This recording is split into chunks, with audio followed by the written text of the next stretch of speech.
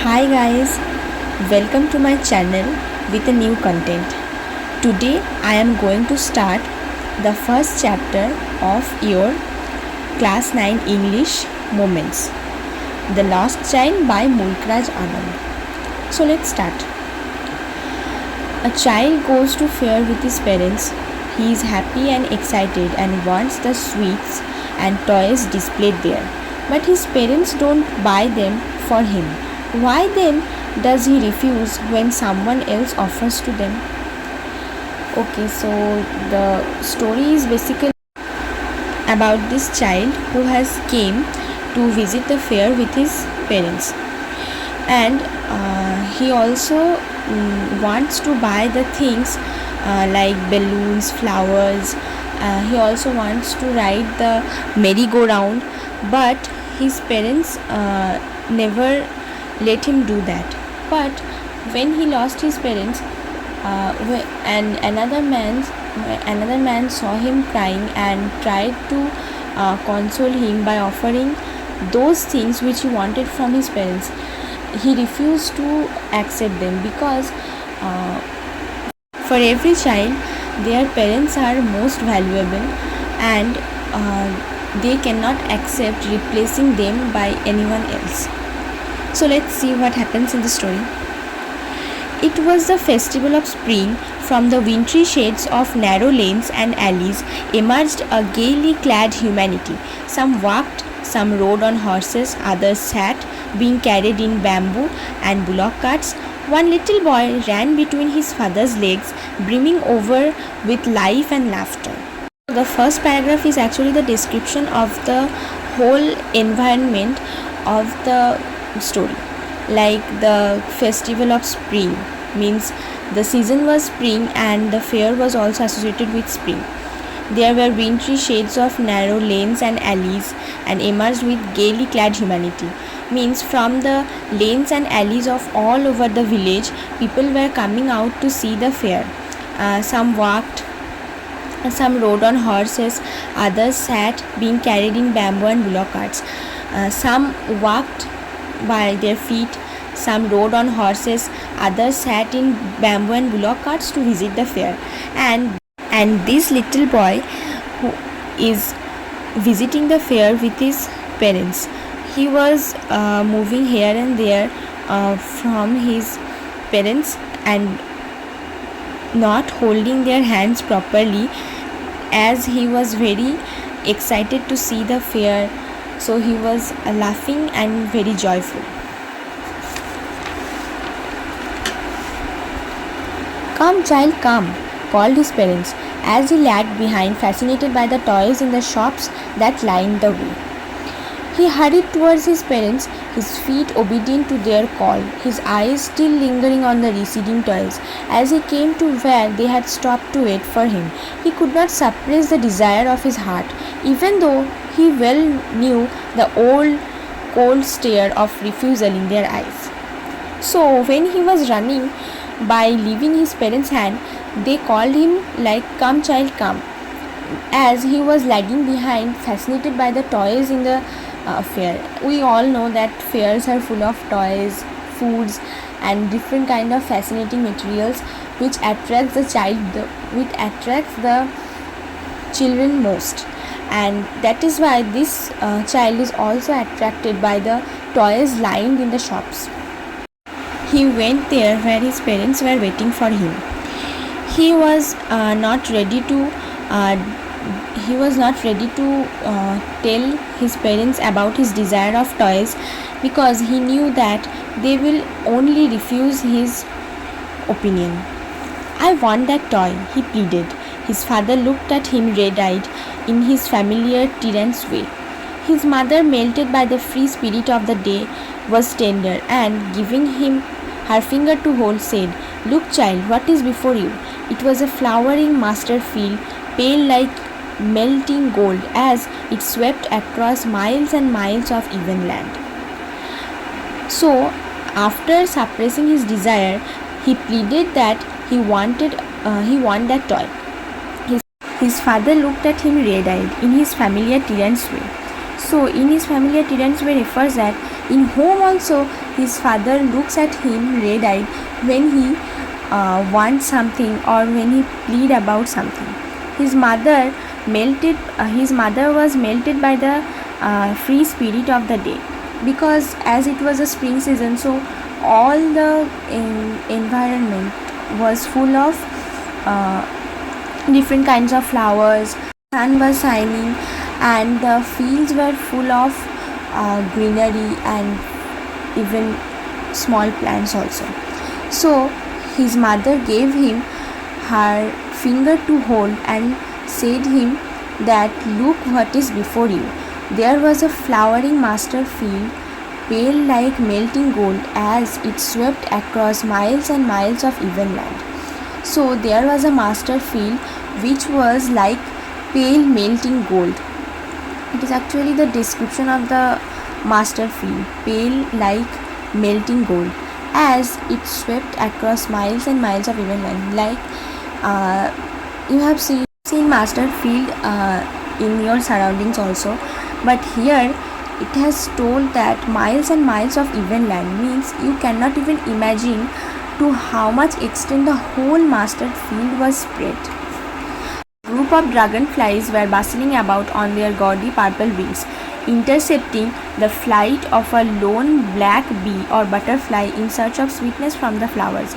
The child followed them in the air with his gaze till one of them would steal its wings and the rest, and he would try to catch it, but it would go fluttering, flapping up into the air when he had almost caught it in his hands. Then his mother gave a cautionary call. "Come, child, come on to the footpath." He ran towards his parents gaily and walked abreast of them for a while, being however soon left behind, attracted by the little insects and worms along the footpath that were teeming out from their hiding places to enjoy the sunshine. So after looking into the master fields, the child watched a group of dragonflies who were bustling on their gaudy purple wings. So I will give the meanings of these words later on. Intercepting the flight of a lone black bee or butterfly in search of sweetness from the flowers. So a group of dragonflies are following the black bee or butterfly in search of sweetness from the flowers. So as the dragonflies, butterflies and bees collect honey from the flowers, so all of them are bustling around each other and collecting the sweetness from the flowers by their own. The child followed them in the air with his gaze till one of them would steal its wings, and rest he would try to catch it. So the child was again fascinated with these dragonflies, black bees and butterflies. So he also started following them in search of sweetness from the flowers, and also tried to catch them by his hands, but it would go fluttering, flapping up into the air. We all know that when we try to catch dragonflies, bees or butterflies, they generally fly away from our hands, and we can never be able to catch them because they can sense our hands that we are touching them. So in here also, when the child was trying to touch and catch a butterfly or dragonfly, they also started fluttering and flapping up into the air, and they fly away from him.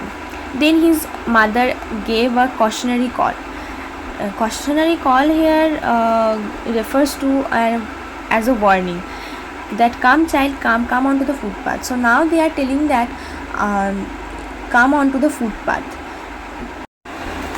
So after getting a cautionary call, he ran towards his parents and started walking beside them for a while.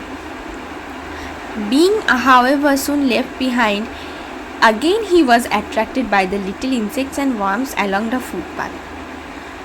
This child is so much attracted by all the things around rather than his parents, and that is why his parents try to give him a warning that walk with us, otherwise you will get lost. and actually he will get lost because of his this nature, that he is easily attracted to all the things beside him. So after running behind the insects and worms, they were teeming out from their hiding places to enjoy the sunshine. Again he got a call, "Come child, come." His parents called from the shade of a grove where they had seated themselves on the edge of a well. He ran towards them. A shower of young flowers fell upon the child as he entered the grove, and forgetting his parents, he began to gather the raining petals in his hands. But lo, he heard the cooing of doves and ran towards his parents, shouting, "The dove, the dove!" The raining petals dropped from his forgotten hands. So, again getting a call from his parents, where his parents were seated at the edge of the well, he ran towards them. A shower of young flowers. So beside the well, I think there was a tree. From the trees, the flowers were falling upon the child as he entered the grove.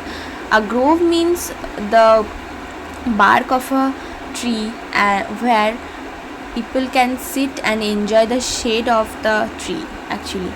So, and forgetting his parents, he began to gather the raining petal in his hands. So he tried to gather the raining petal in his hands. Soon he listened to the cooing of doves. So, cooing of dove here means the sound of doves that they made. I think everyone have listened to that sound, so no description is needed. And ran towards his parents, shouting, "The dove, the dove!" The raining petals dropped from his forgotten hands. See here. First of all, after entering the grove, he was attracted to the raining petals, and after hearing the voice of the doves, he again got attracted to the voice, and he don't even know that the raining petals are dropping from his hands.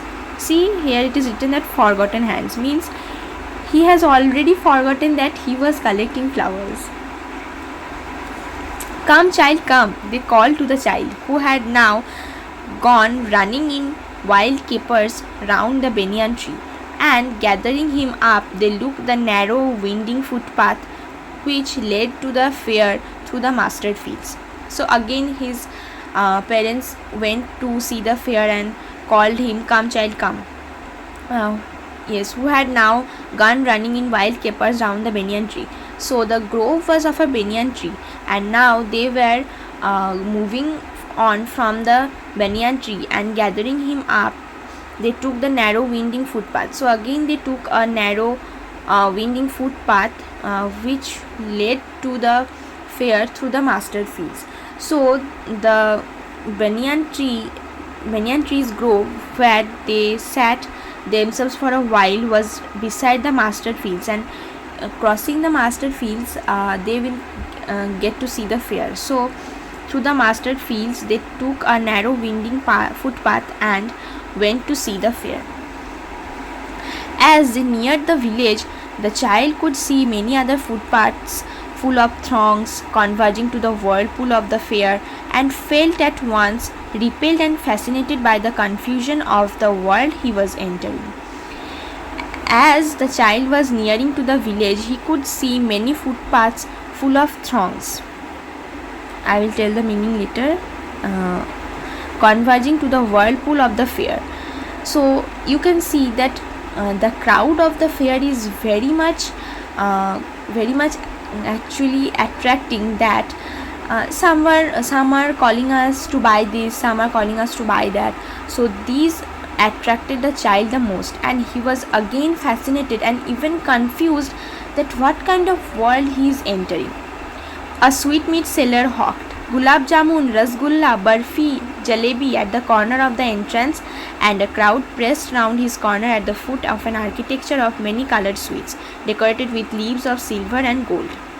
The child stared open-eyed, and his mouth watered for the barfi that was his favorite sweet. "I want that barfi," he slowly muttered, but he half knew as he begged that his plea would not be heeded because his parents could say he was greedy.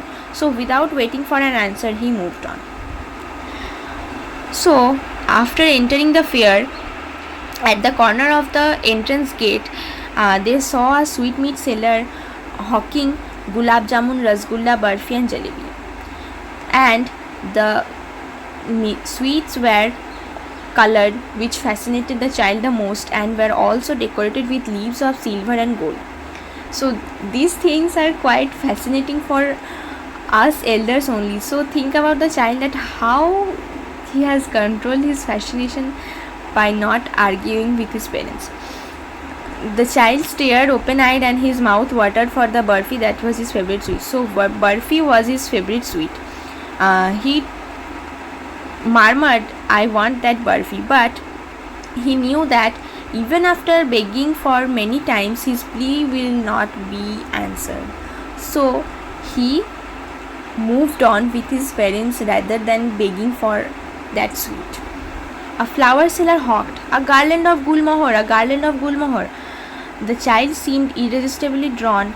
He went towards a basket where the flowers lay heaped and half murmured, "I want that garland." But he well knew his parents would refuse to buy him those flowers because they would say that they were so cheap. So without waiting for an answer, he moved on. A man stood holding a pole with yellow, red, green and purple balloons flying from it.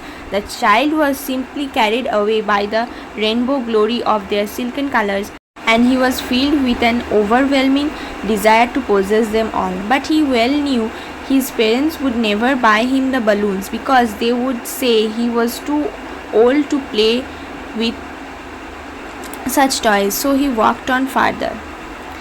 So after coming from the sweetmeat seller, he saw a flower seller hawking a garland of gulmohar, a garland of gulmohar. So he cannot resist himself and sat beside the basket where the flowers were lay heaped, and again he murmured that, "I want that garland."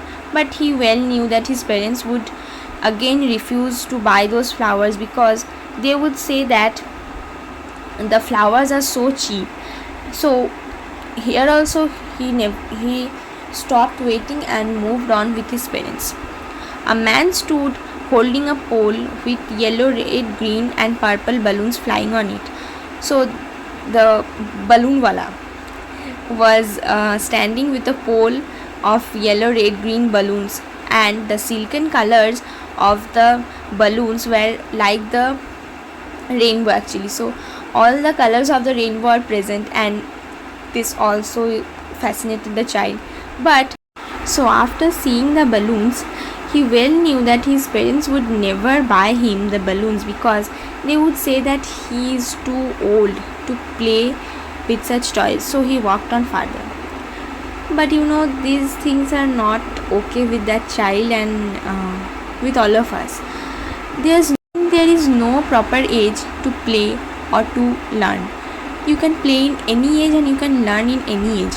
So if I can buy balloons now also visiting fairs, so what is the fault of this child? He is a small child and he has a right to play with balloons, and don't know what's the psychology of the parents. Okay, move on. A snake charmer stood playing a flute to a snake which coiled itself in a basket, its head raised in a graceful bend like the neck of a swan, while the music stole into his invisible ears like the gentle ripping of invisible waterfall. The child went towards the snake charmer, but knowing his parents had forbidden him to hear such coarse music as the snake charmer played, he proceeded farther. There was a roundabout in full swing. Men, women, and children carried away in a whirling motion, shrieked and cried with dizzy laughter. The child watched them intently, and then he made a bold request. "I want to go on the roundabout, please, father and mother." So after coming from the balloon wala, he saw a snake charmer stood playing a flute to a snake which coiled itself in a basket. So all of us have seen that the snake charmer used to play a tune in his flute, and the snakes are coiled in such a way that they are attracted to the music. So the snake's head was raised in such a graceful way that it was looking like the neck of a swan, and the music was also reminded the child of a gentle rippling of an invisible waterfall. The child went towards the snake charmer, but knowing that his parents had forbidden him to listen such a harsh voice, he moved on with his parents and proceeded further. Then there was a roundabout in full swing, like the merry-go-round, where men and women and children were carried away in whirling motion, shrieked and cried with dizzy laughter. So when we generally ride on those merry-go-rounds, we actually laugh and cry with joy. So this is the explanation given here. And the child watched them intently, and then he made a bold request, and resisting all other requests, he cannot resist this, and he told his parents that he want to go on the roundabout. There was no reply. He turned to look at his parents. They were not there ahead of him. He turned to look on either side. They were not there. He looked behind. There was no sign of them. A full deep cry rose within his dry throat, and within a sudden jerk of his body, he ran from where he stood, crying in real fear. "Mother, father!" Tears rolled down from his eyes, hot and fierce. His flushed face was convulsed with fear, panic-stricken. He ran to one side first, then to the other, hither and thither, in all directions, knowing not where to go. "Mother, father!" he wailed. His yellow turban came untied, and his clothes became muddy. So after asking for a roundabout to his mother and father, there was no reply. He turned to look for his parents, but he couldn't find them. So here at this point, the child is lost. They were not there, not ahead of him, not behind him. So he looked all over the places from where he came from, and from where he gone. He started crying in his dry throat, and there was a sudden jerk in his body when he ran towards the places where he stood, crying in real fear. Real fear here refers to the actual fear of this child, that his mother and father is lost. Tears rolled down from his eyes, and he was very panicked and ran here and there to find his parents in all directions possible. His yellow turban was untied, so he was wearing a yellow turban which was untied now, and his clothes became muddy. Having run to and fro in a rage of running for a while, he stood defeated, his cries suppressed into sobs. At little distances on the green grass he could see, though through his filmy eyes, men and women talking. He tried to look intently among the patches of bright yellow clothes, but there was no sign of his father and mother among these people who seemed to laugh and talk just for the sake of laughing and talking. He ran quickly again, this time to a shrine to which people seemed to be crowding. Every little inch of space here was congested with men. But he ran through people's eyes, his little sob lingering mother and father near the entrance to the temple. However, the crowd became very thick. Men jostled each other, heavy men with flashing, murderous eyes and hefty shoulders. The poor child struggled to thrust a way between their feet, but knocked to and fro by their brutal movements. He might have been trampled underfoot had he not shrieked at the highest pitch of his voice, "Father, mother!" A man in the surging crowd heard his cry and stooping with great difficulty, lifted him up in his arms. "How did you get here, child? Whose baby are you?" the man asked as he steered clear of the mass. The child wept more bitterly than ever now and only cried, "I want my mother, I want my father." So, after searching here and there, he started running to and fro from here, this side to that side, to find his father and mother. He stood defeated. Defeated here refers to that he was unable to find his parents. His cries suppressed into sobs. At little distances, he could see green grasses on which the men and women were standing and talking to each other. So he tried to find out if he could find his parents among these men and women. So he tried to look intently among the patches of the grasses. Then he ran quickly to the shrine to which people seemed to be crowding. So there was a temple also in the fair where many people visited to give their prayer. So he went there and tried to find his parents, and every little inch of space here was congested with men. Means not a single space left where he could stand. He was just moving by the movements of other people. He could have even trampled also, and by moving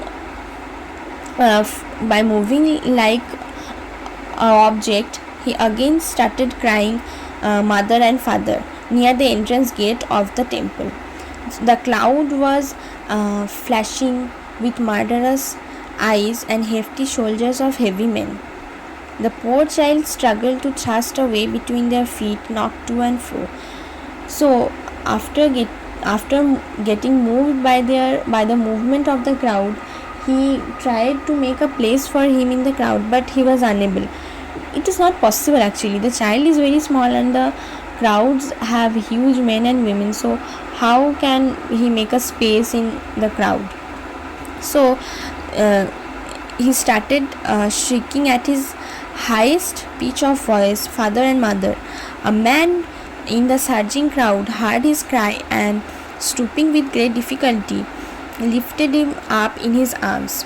So a man heard his cry, and after searching for him, he lifted him very carefully from the crowd and asked him that how he got there and whose baby he was. The child wept more bitterly than ever now and only asked for, "Where I want my father, I want my mother." The man tried to soothe him by taking him to the roundabout. "Will you have a ride on the horse?" he gently asked as he approached the ring. The child's throat tore into 1,000 shrill sobs, and he only shouted, "I want my father, I want my mother."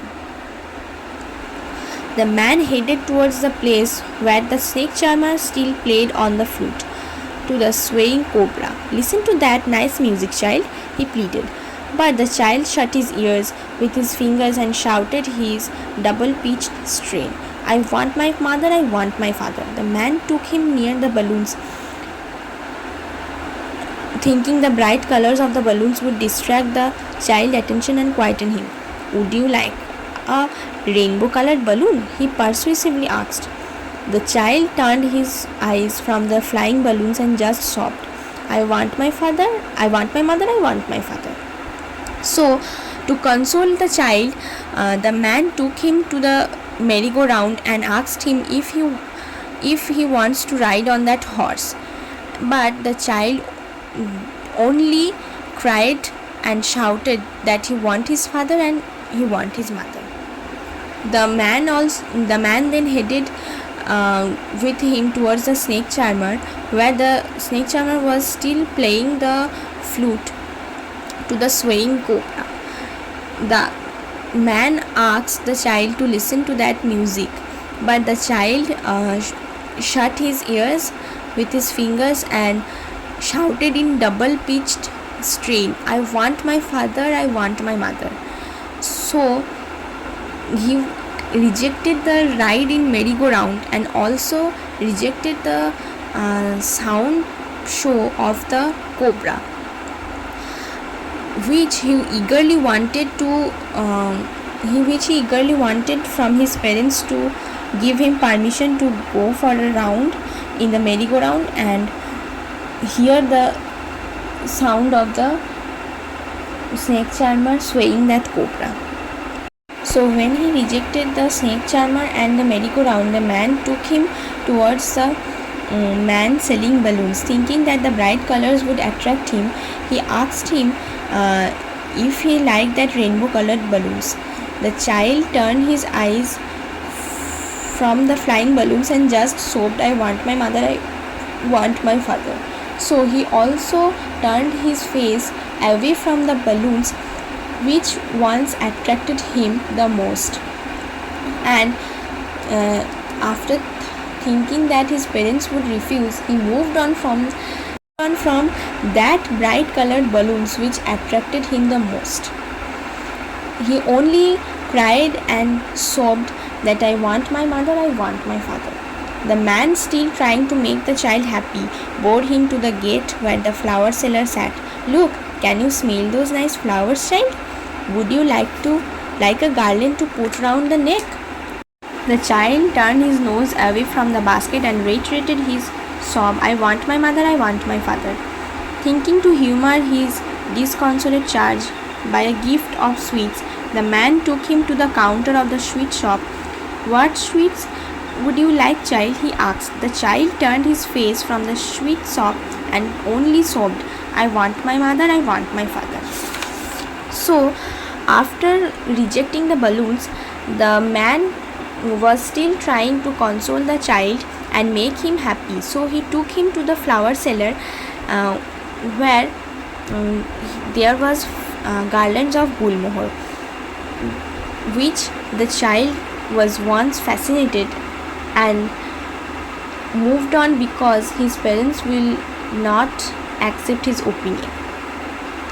So the man asked the child if he wants to put a garland around his neck, but the child turned his nose from the basket and continued with his sob that I want my mother, I want my father.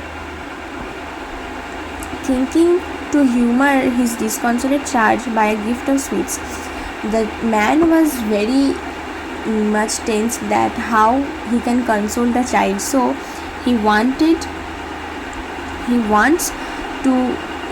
to give the child a gift of sweets. So he took him to the sweet shop and asked him which sweets he liked. The child also turned his face from the sweet shop.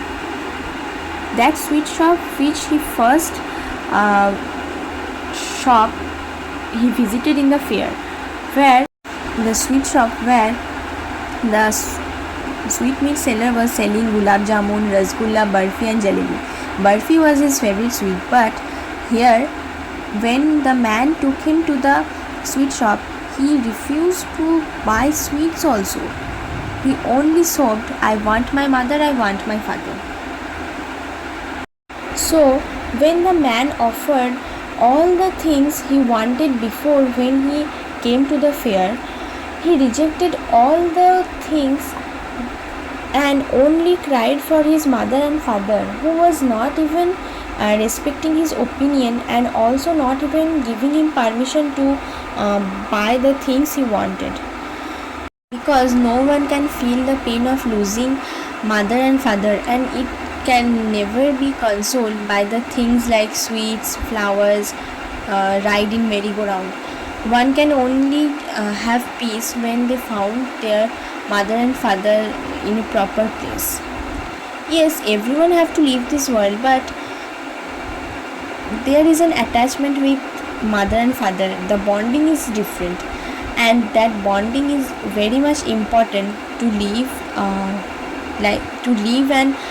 happily in a family. And if you live happily, you can achieve everything in your life.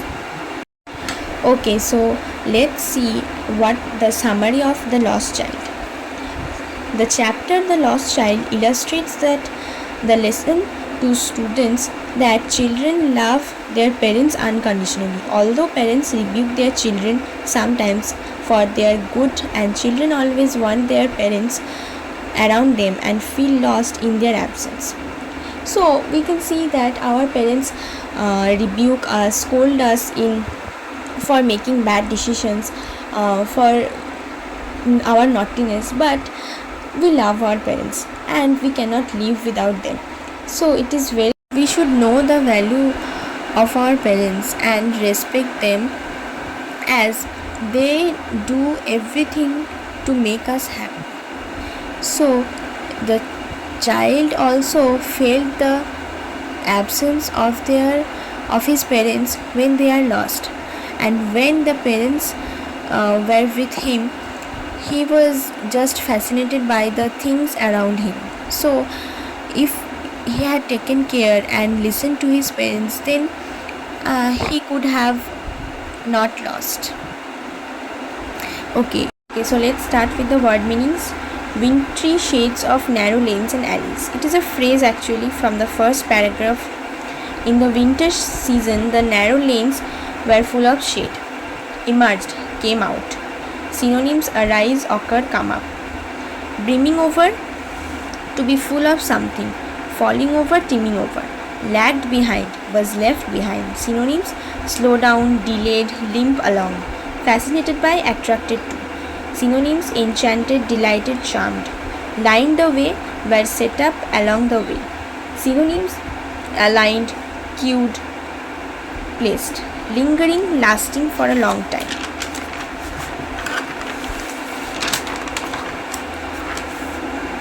Synonyms: persisting, surviving.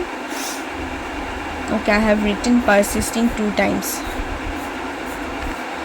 Receding, left behind as he walked ahead. Synonyms: retreating, diminishing, lessening.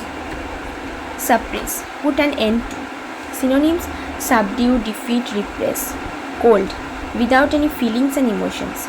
Synonyms: unsympathetic, insensible, stony. Tyrant, a cruel, oppressive ruler.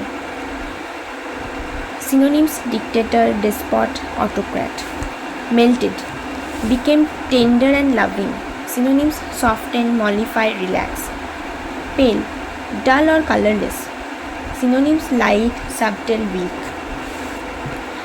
Gaudy, I told, extremely bright and showy. Synonyms: glowing, garish, flashy. 50. Abreast, side by side and facing the same way. Synonyms: alongside, level, abeam. Teeming out, to pour or to empty out. Synonyms: abundant, swarming, cramped.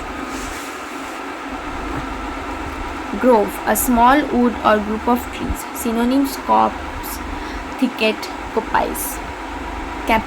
Capers, a playful skipping movement. Synonyms: skip, dance, romp, prance. Throngs, huge crowds. Synonyms: mass, gathering, horde. Converging, gathering.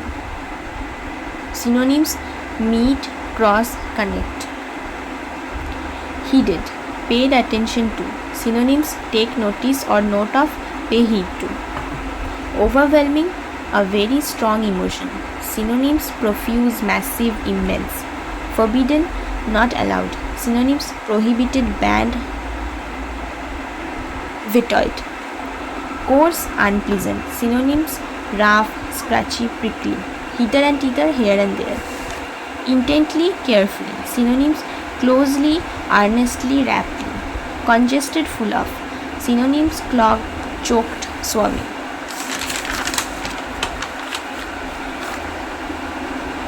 Hefty, large and heavy.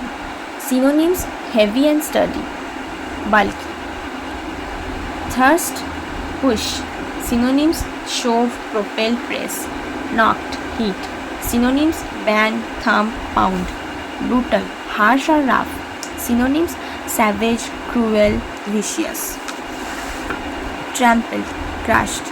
Synonyms: treed, stamp, squash. Surging, powerful. Synonyms: gush, cascade, flow. Soothe, relax or comfort. Synonyms: calm, quiet, pacify. Pleaded, requested. Synonyms: beg, entreat, implore. Double pitched strain, usage of a lot of force. Synonym: gabbled. Bore, carried. Synonyms: support or sustain. Disconsolate, very unhappy and unable to comfort it. Synonyms: sad, doleful, dejected. Charge, a person or thing entrusted to the care of someone. Synonyms: accuse of, indict for, arraign of. So, the whole lesson is complete with word meanings, summary and synonyms. I hope you liked this video and you have understood the whole lesson, The Lost Child. So if you like this video, then hit the like button, subscribe to my channel, press the bell icon and share it with all your friends and families. Thank you.